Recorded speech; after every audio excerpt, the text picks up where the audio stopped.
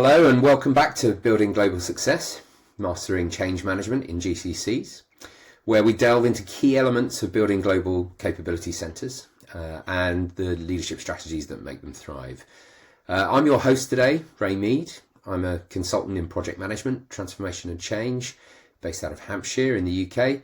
And I'm thrilled to say I'm joined today by one of our members here at the Leadership Collective. It's Kasey Dudley, Human Resources Director at Advanced Clinical, out of Austin, Texas. Welcome back, Kasey. How are you doing? I'm doing good. How are you today? Very good. Excellent. Thank you very much. So we've had some fascinating discussions so far around the change program you've led in India and the Centre of Excellence you've built there, and especially some chats around the cultural aspects last time.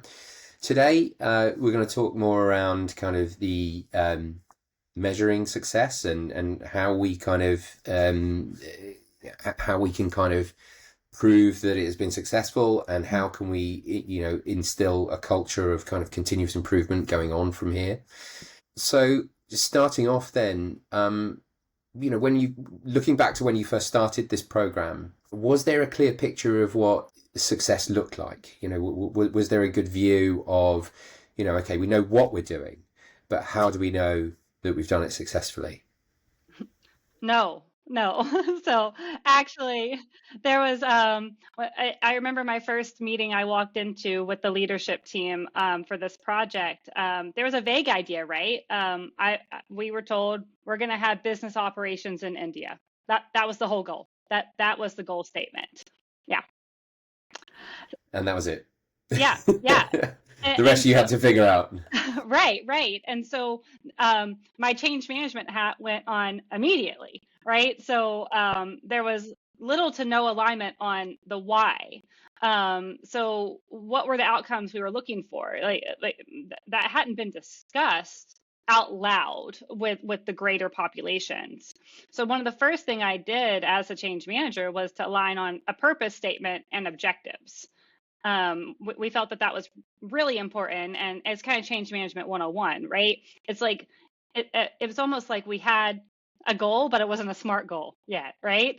So just like any goal that you're setting up as an individual, we need to do that as a business. And you don't know how at this point, do you? It's kind of, at the start of a big change program like that, especially when you've been given a vague kind of approach or a vague statement of what you want to achieve. You may know what you need to do, but you don't know how to do it yet. So you've got to kind of start with those objectives and then work backwards from there. Yeah, absolutely. And for transparency, the sponsor of this project was and is our CEO. So these questions I'm asking are to our very most senior leader, and I trying to instill change management best practices, be respectful, and get the information I need all at the same time as a fairly junior team member on the team. Yeah, well, I often coach when I'm coaching transformational leaders and things like that. I often say sometimes the people that are paying for all of this and actually wishing for it to happen, they don't actually know the specifics of what they want. They don't actually, they want you to figure that bit out, but you can't because you need that direction. So there's this element of being able to manage up, of being able to kind of like meet your senior responsible owner or your sponsor halfway, and kind of use your expertise, as you mentioned, in change management. And this is what I say to the people I train or coach, is that you're the expert in that field, you're the expert in the change, in delivering the program, and that's what you're there for. So rely on that and just kind of ask the right questions to tease out what you need from your senior leaders. Yeah, that really aligns with my full-time job and human resources, right? I have an area of expertise, but I'm certainly not an expert in what the business is doing on a day-to-day basis. And so it takes you some time to build that credibility, right? So I know what I'm competent in, and I certainly have confidence, but how can you sell that to your leaders? And so this was taking that same approach, but with the change management initiative. So yeah, we through that design and asking questions, and really aligning on the importance of having a clear purpose. That was important, right? Is um, teaching and explaining why the purpose statement was so important.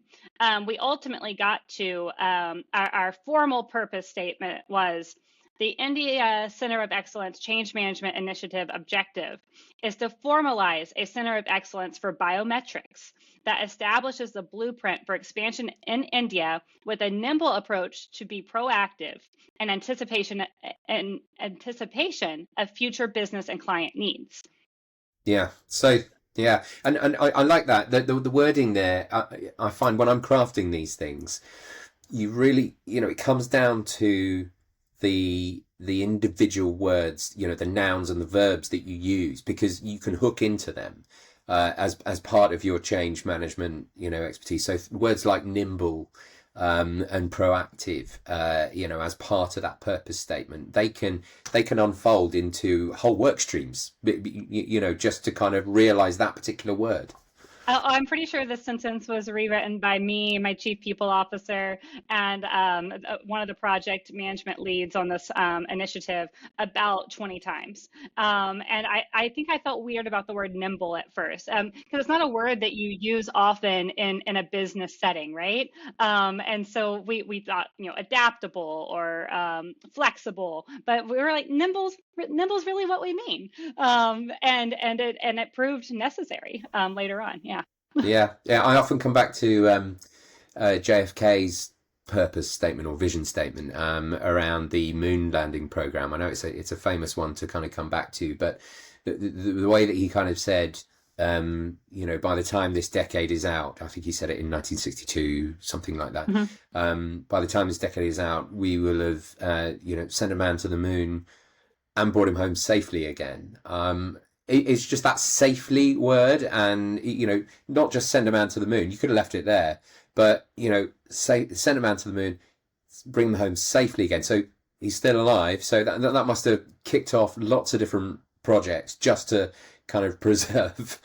Not that they wouldn't have done anyway, but it's being very specific, isn't it? Coming back to what you mentioned about SMART objectives, that is the perfect SMART objective, isn't it? It's kind of, by the time this decade is out, it's time constrained, and but it's very specific in its choice of words, I think, such that it takes courage to put a statement out there like that. It's kind of because it's so obvious if you succeed or fail in it, so saying that ahead of time is quite brave.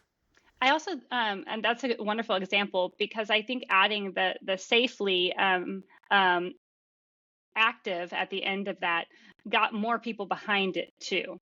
And so by adding in like making your goals more SMART or more objective is you're going to incite motivation or passion in others. So getting to the moon, okay, great, but having someone come back and tell you about it, that's amazing, right? And that's what we were able to achieve. It's great. Yeah, absolutely. And from that statement, and again, the guidance I give on this, vision statements, purpose statements, and things, I've always kind of say to people, they're the kind of statement that you could put at the bottom of your email signature. Mm-hmm. They're ones that you quite happily broadcast within, an appropriate audience, but ones that motivate, like you said, and ones that can be quite easily articulated, but as I say, it's got those hooks in it that you can then kind of, well, the next step would be to then go out and build specific objectives, wouldn't it, Yep. from that statement, to make that statement happen. So Yep. what kind of specific objectives did you build from yours? Right. So after we really established that, and that that kind of expanded the scope of the project, right? Because now I'm building a blueprint. I'm not just setting up India. Um, we've actually kind of adjusted from here. This is actually now our blueprint for entry into every country. It's kind of that gift that keeps on giving. So some of the objectives that we designed and built from that purpose statement was designing a biometrics organization where all roles are integrated into the organization and project processes. As we talked about before, this was an integrated solution. This was not a silo or a standalone business unit. Or a decentralized place of work. We are going to enhance our current capabilities and offerings to our clients. So that's kind of that follow the sun model that we were talking about. Seamlessly deliver on work product to clients. That's going back to that integration. Integration was a big theme that we talked about here. Ensuring that the new branch is assimilated to retain and enhance company culture. So we wanted them to be part of the team. And then maintain positive morale across the team and limit increased attrition. And so those were, and those two bullet points are really about that change management process for our existing team members. Do they understand the why and what will, and do they know how to adapt to the change? So those were the key objectives we had following the conversations. Yeah, no, fantastic. And I mean, my industry at the moment, transformation, project program management, is obsessed with value at the moment. It's about, how do we deliver value? How do we demonstrate value? And it's a difficult thing because it can be a very abstract term, value. It's, for one thing, it's subjective. What one organization and what one person values is different from another. So you've got to kind of work on crafting those statements and those objectives, as we said, in order to kind of ensure that it is valuable to the organization and the stakeholders involved. But one of the ways we do that is to kind of break that concept of value up into benefits, specific benefits that we can kind of pull out. And these are outcomes, but they are desired outcomes. Right. You can often kind of state them in superlatives, really. We want more of this. We want to be faster at that, less of this, more of that. But crucially, then you can unpack them later on. It starts there as a shopping list, but then you kind of unpack them. So once you've kind of got your direction, your purpose, your vision, kind of breaking that down into specific, measurable kind of desired outcomes or benefits, and ultimately that's the way you kind of create value. So did you translate any of those kind of objectives into specific benefits as well?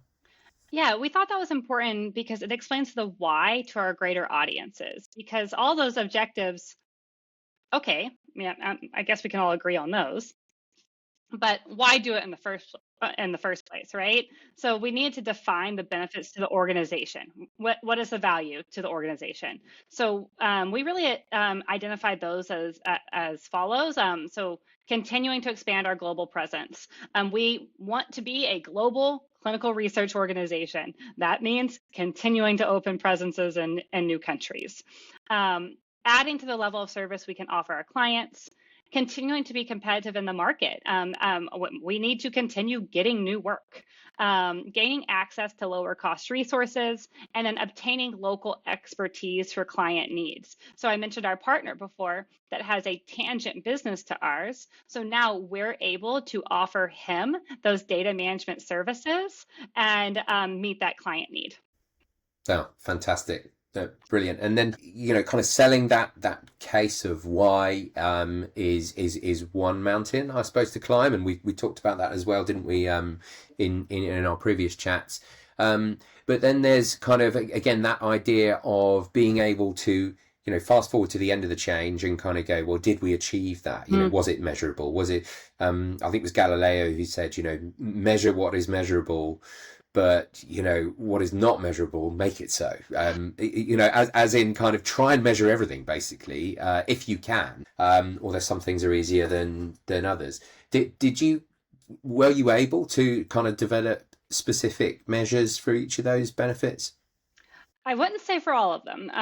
That's fair. And I would say this is actually one of the challenges I had because change management best practices agrees that you should measure success. So many of these objectives and benefits are difficult to measure as this is a people change. We're really focusing on people here, not a technical or system change. So our key measures were employee buy-in and employee satisfaction. So typically, we run an employee engagement survey only once a year in June. This change happened in November. So I knew I needed to gather data quicker than that. So I mentioned before that I used our employee recognition program to get anonymous feedback on the change resistance. So I used a really simple smiley face system with a numerical value tied to the back end. So a frowny face, a straight face, and a smiley face to measure employees' feelings about the change. Our onboarding plan for the new hires in India has a 90-day check-in. So we'll get to see how our India-based team members are acclimating to the business. And of course, we'll be looking at those June engagement survey results once we get to our full engagement survey and closely looking at those directly impacted groups and how did that change from 2024 to 2025. And then, of course, we're looking at our attrition rates and the reason people are leaving. We're looking at our time to deliver to clients. So are we delivering faster now that we're following the sun? And then finally, looking at our proposals that are being accepted. Are we having competitive pricing? Is that change being realized? So using all of this information, we may lead to adjustments to our blueprint for regional expansion. But ultimately, refining the way we measure is going to be something that's important to really put that value, as you said, on the change management process. Was it time well spent going through all of these additional communications and trainings? Yeah, and it's a perfect example, I think, that you've mentioned there with, proposal acceptance rate. That's got to be one of the key clear measures for you guys. It's kind of like why are we doing this? Because we need to stay competitive. Well, how can we measure that? Then how many proposals are being accepted. It's sometimes you have to be a bit creative about how you measure, but that's a real, I think, business benefit for for the organization that you should be able to see kind of and track going into the future. And you mentioned about smiley faces. It's I love things like that. It's just very simple, very visual. They connect. You don't have to sit there and think about the definition. Are you somewhat satisfied? And well, what does that mean? It's kind of just very simple visual. Any human on the planet can kind of identify with that, and you pretty much very clearly can see if there's a problem or not. It's used a lot in my space in agile project management when you're doing retrospectives. Kind of regular points where the team can get together and reflect on how they feel about how the project is going and etc. And quite often we kind of have like little smiley faces and go and put them in different compartments on the wall or whatever, and it's a conversation starter, and it helps to take the temperature of the room. Yeah, it's kind of it's kind of like the start, stop, continue initiatives that you've seen probably in work groups that need to prioritize work. If you think about it so simply in those terms, like what is not going right that I need to stop doing? What can I start doing? And then what's going well that we're going to keep continuing doing? And when you put words into or thoughts into such a simple format, you can really make some impactful changes quickly. Absolutely. Yeah. Brilliant. That's another one I've used. So moving on, in our first session, we talked, we mentioned about ADKAR and about how you've been using it as a framework. You've been using it for assessments and, partly linking in with, how people are feeling about how it's going, etc. The last step of ADKAR is reinforcement and talking about sustainability and kind of, continuous improvement into the future. How have you gone about building that into, that sustainability of the change into the program? So, in my opinion, reinforcement stage is the most challenging because this is when you realize change management actually never ends. you're going to keep doing it. Recurring nightmare. Yeah. Right. So you better love it. Um, so if your impacted groups regress, then you have to start the ad card journey all over again. So that's why I would also say the reinforcement stage and creating sustainability is one of the most important stages, because we certainly don't want to repeat that ad card journey. So we focus on a few key initiatives to build sustainability into this change. It may sound similar to anytime you want to reinforce any behavior, and that is embed a culture of collaboration and teamwork that transcends beyond regional boundaries. And that is those integrated teams, right? They're depending on each other. So you can't just go off and work in your silo. You're not working with your partners for 3 months. You are part of a team. Um, Celebrating achievements. I talked about that in our last part as well. So calling out when our India-based team members were part of some organizational success. So I'm not saying that they have to be the stars of that success. It's just showing that one initiative, one proposal, one deliverable was met that involved our India-based team members. Recognizing and showcasing success stories of cross-border collaboration. So really early on, recognizing early acceptance and how that supports company goals. Feedback. So we encourage that ongoing feedback and communication channels so that we're addressing those challenges and issues as they arise. We don't want to hear about the problem after it's already happened.